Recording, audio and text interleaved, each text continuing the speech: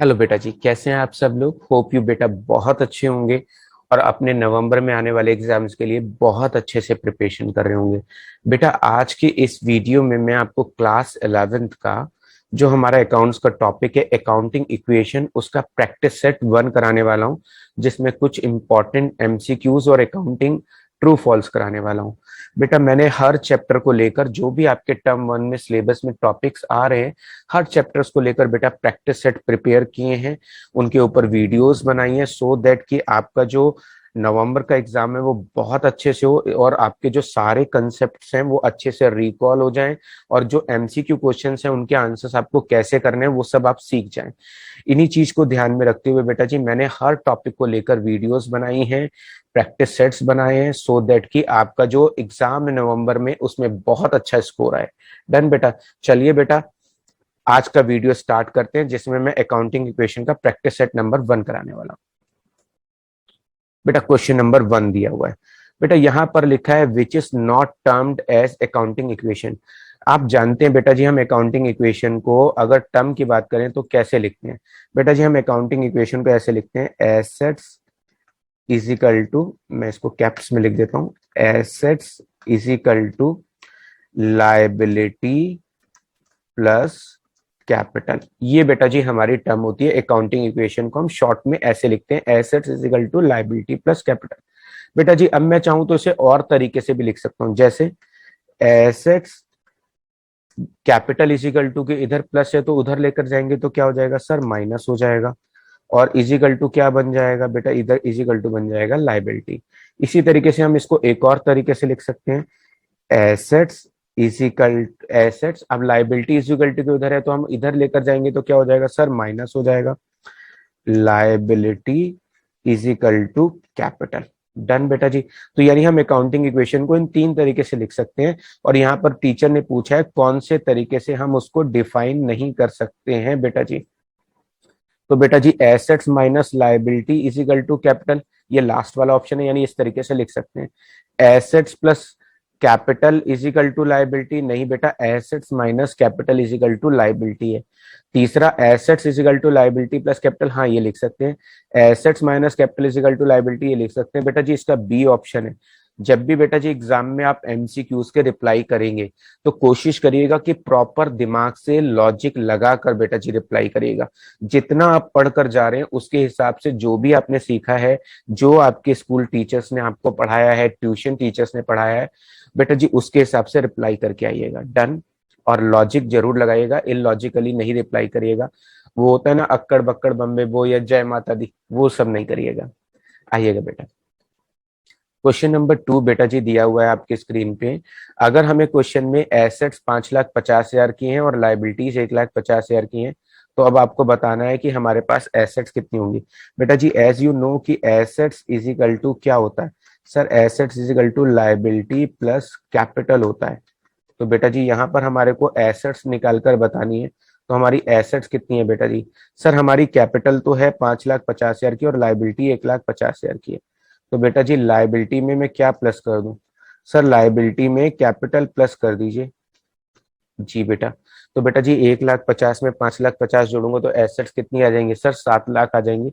तो बेटा इसका आंसर है 7 लाख रुपीज। डन। तो हमारा आंसर है 7 लाख रुपए बेटा जी। आइए बेटा जी नेक्स्ट क्वेश्चन पे आते हैं। क्वेश्चन नंबर 3 में है बेटा जी what comes in accounting equation. बेटा जी जनरल एंट्री बनाते समय हम अकाउंटिंग इक्वेशन में व्हाट कम्स इन डेबिट में लिखते हैं और व्हाट गोज आउट क्रेडिट में लिखते हैं, लेकिन यहाँ पर अकाउंटिंग इक्वेशन में क्या होता है, आने वाली चीज को प्लस में लिखते हैं और जाने वाली चीज को बेटा जी माइनस में लिखते हैं। मैंने इसके ऊपर काफी सारी वीडियोस बनाई हैं जिनमें मैंने अकाउंटिंग इक्वेशंस के आपको क्वेश्चन सॉल्व करके दिखाए हैं बेटा जी। तो अकाउंटिंग इक्वेशन में आने वाली चीज को क्या करते हैं सर, ऐड में लिखते हैं। तो इसका सही आंसर है बेटा जी ए, ऐड। क्वेश्चन नंबर 4 है बेटा जी व्हाट गोज आउट। आने वाली चीज को अगर हम प्लस में लिखते हैं तो बेटा जाने वाली चीज को क्या करेंगे सर, जाने वाली चीज को लेस में लिखेंगे। बिल्कुल ठीक बेटा जी, जाने वाली चीज को क्या करेंगे हम, लेस में लिखेंगे बेटा जी। डन। नेक्स्ट क्वेश्चन पे आते हैं बेटा जी। यहां पर लिखा है हमको if income earn in accounting equation, अगर अकाउंटिंग इक्वेशन में हम इनकम अर्न करते हैं या प्रॉफिट अर्न करते हैं तो उसको क्या करते हैं सर, कैपिटल में ऐड करते हैं। बिल्कुल ठीक बेटा जी, इसका आंसर है ए। क्वेश्चन नंबर 6 पर आते हैं बेटा जी। यहाँ पर दिया है if expenses paid in accounting equation. Sir अगर हमने अकाउंटिंग इक्वेशन में कोई एक्सपेंस पे किया है या हमें कोई लॉस हुआ है तो उसको हम कैपिटल में लेस करते हैं। बिल्कुल ठीक बेटा जी, तो इसका सही आंसर है बेटा जी बी। क्वेश्चन नंबर 7 बेटा जी, if business started with 1 lakh. अगर हमने बिजनेस स्टार्ट किया है तो बेटा जी क्या होगा। सर अगर हमने बिजनेस स्टार्ट किया है तो हमारे बिजनेस में पैसा आएगा, इसलिए हम कैश में तो प्लस करेंगे। और सर हमने बिजनेस में पैसा इन्वेस्ट किया है, इसलिए हम कैपिटल में भी इसको प्लस करेंगे। तो कैश में 1 लाख प्लस करेंगे और कैपिटल में 1 लाख प्लस करेंगे। यहाँ पे टीचर ने पूछा है कैपिटल में क्या करेंगे, तो कैपिटल में ऐड करेंगे बेटा जी। तो इसका आंसर हो गया ऐड। क्वेश्चन बेटा जी, क्वेश्चन नंबर 8 पे आते हैं। If amount withdrawn for personal use. अगर हमने पर्सनल यूज के लिए पैसे विड्रॉन किए हैं तो बेटा जी क्या होगा। सर बिजनेस यूज से पैसे निकाले हैं तो कैश माइनस होगा, और जितना पैसा हमने पर्सनल यूज के लिए निकाला है उसे कैपिटल में माइनस करेंगे। तो बेटा ये क्या होगा। सर कैपिटल में लेस होगा, ड्रॉइंग का अलग से कोई कॉलम नहीं बनता है। जी बेटा, ये याद रखेंगे एग्जाम में बेटा जी। क्वेश्चन 9 में आते हैं बेटा जी। हमने मशीन खरीदी है तो इसका क्या होगा। सर अगर हम मशीन खरीदेंगे तो हमारे पास मशीन आएगा। हम मशीन खरीदेंगे तो सर मशीन आएगी, इसलिए हम मशीन में तो प्लस करेंगे, और पैसा जाएगा इसलिए हम कैश में माइनस करेंगे। तो बेटा जी यहाँ पर देखते हैं क्या होगा। Sir add in cash account, no sir cash में तो माइनस होगा। Add in machine account, sir यही आंसर है, add in machine account, machine account में ऐड करेंगे। क्वेश्चन नंबर बेटा जी 10 आपकी स्क्रीन पे है। If goods purchase in accounting equation, तो ये क्या हुआ। सर अगर हमने गुड्स खरीदा है तो हमारे पास स्टॉक तो आएगा, इसलिए हम स्टॉक को ऐड करेंगे, और पैसा जाएगा इसलिए कैश को माइनस करेंगे। तो देखो बेटा जी यहाँ पे क्या लिखा है, add goods, add stock, add cash. Sir cash में तो लेस होगा, सर इसका सही आंसर होगा ऐड इन स्टॉक। जी बेटा। क्वेश्चन नंबर 11 पर आते हैं बेटा जी। यहाँ पर लिखा है अगर हमने गुड्स बेचा है तो इसका क्या होगा। सर अगर हम गुड्स बेचेंगे तो स्टॉक जाएगा, इसलिए स्टॉक में माइनस करेंगे, और कैश आएगा इसलिए सर हम कैश में प्लस करेंगे। तो बेटा जी यहाँ पर देखो, add in stock, stock, less in capital, या none of these. Sir stock में माइनस करेंगे, इसका आंसर बी है। जी बेटा। क्वेश्चन नंबर बेटा जी 12 है। अगर हमने 10,000 का गुड्स बेचा है बेटा 15,000 में तो इसका क्या होगा। सर अगर हमने गुड्स बेचा है तो स्टॉक जाएगा 10,000 रुपए। सर स्टॉक में 10,000 रुपए माइनस करेंगे। इसके अलावा सर पैसा आएगा, कैश में प्लस करेंगे सर हम 15,000 रुपए।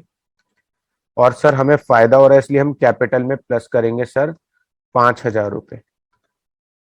कैपिटल में प्लस करेंगे 5,000 रुपए। जी बेटा, अब देखते हैं कौन सा ऑप्शन है। बेटा जी 10,000 स्टॉक में ऐड करेंगे, नो सर। 10,000 स्टॉक में लेस करेंगे, हाँ सर। और 15,000 स्टॉक में ऐड करेंगे, नो सर। सर इसका आंसर है बी। जी बेटा।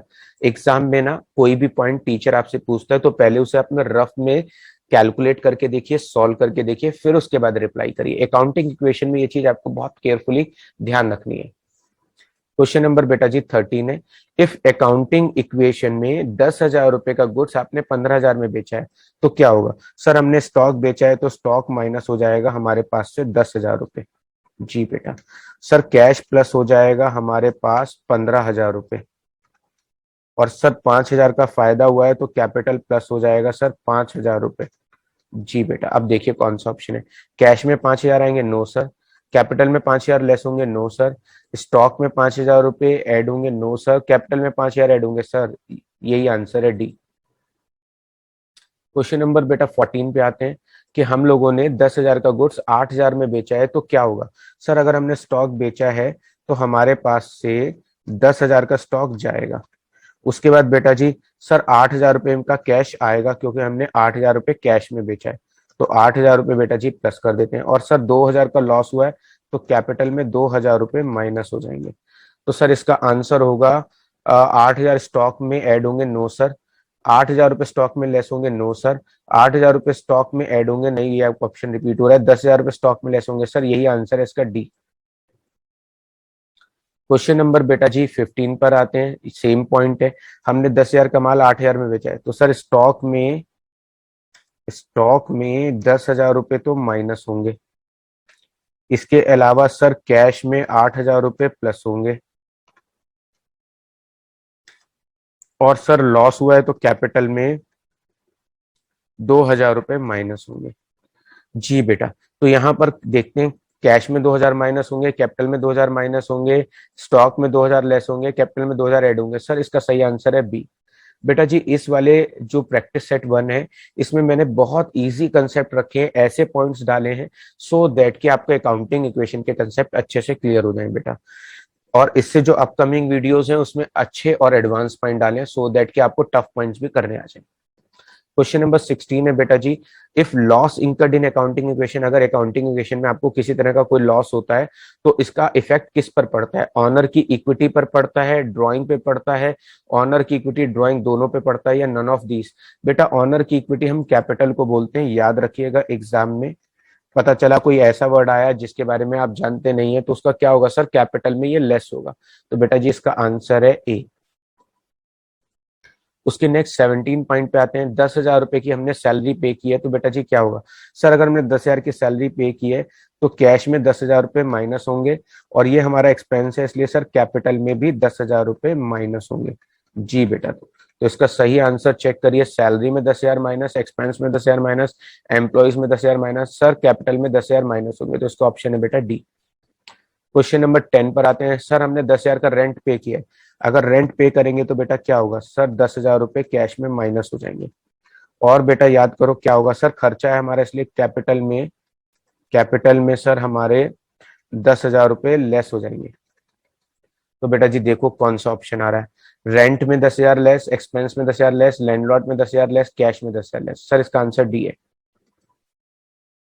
क्वेश्चन नंबर बेटा जी 19, हमने 10,000 रुपए का रेंट रिसीव हुआ है, अगर मुझे 10,000 रुपए का रेंट रिसीव हुआ है तो बेटा क्या होगा सर? अगर हमें 10,000 का रेंट हुआ रिसीव हुआ है तो कैश में प्लस होंगे 10,000 रुपए, और सर ये हमारी इनकम है तो कैपिटल में भी प्लस हो जाएंगे सर 10,000 रुपए।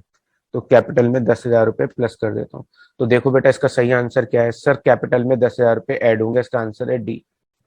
आते हैं बेटा जी लास्ट क्वेश्चन पे 20, यहाँ पर लिखा है अगर हमें 10,000 का इंटरेस्ट रिसीव हुआ है तो क्या होगा सर? 10,000 का इंटरेस्ट रिसीव हुआ है तो कैश आया है इसलिए कैश में 10,000 रुपए प्लस हो जाएंगे, और सर हमारा फायदा हो रहा है क्योंकि इनकम है ये हमारी, इसलिए सर कैपिटल में भी 10,000 प्लस करेंगे। देखो बेटा कौन सा ऑप्शन है सर? कैश में 10,000 ऐड वाला ऑप्शन बिल्कुल ठीक है। तो बेटा जी ये था अकाउंटिंग इक्वेशन के ऊपर प्रैक्टिस सेट नंबर 1, जिसमें मैंने इस तरह के क्वेश्चंस डाले थे जिससे आपको अकाउंटिंग इक्वेशन के सारे बेसिक कंसेप्ट रिवाइज हो जाएं। तो बेटा जी होपफुली ये video learning point of view से बहुत यूजफुल रहा होगा और आपको समझ में भी आया होगा कि अकाउंटिंग इक्वेशन के क्वेश्चन हमें एग्जाम में किस तरीके से सॉल्व करने हैं एमसीक्यू फॉर्म में अगर आते हैं तो। बेटा अगर इसी तरह के आपको यूजफुल वीडियोस चाहिए हो तो प्लीज चैनल को सब्सक्राइब करिएगा, और अगर ये वीडियो अच्छा लगा हो तो इसे अपने और स्कूल फ्रेंड्स के साथ शेयर करिएगा सो दैट कि सबके बोर्ड एग्जाम में अच्छे मार्क्स हैं। अगर बेटा आपको ये वीडियो अच्छा लगा है तो प्लीज सब्सक्राइब द चैनल और इस वीडियो को अपने फ्रेंड्स के साथ ज्यादा से ज्यादा शेयर करें।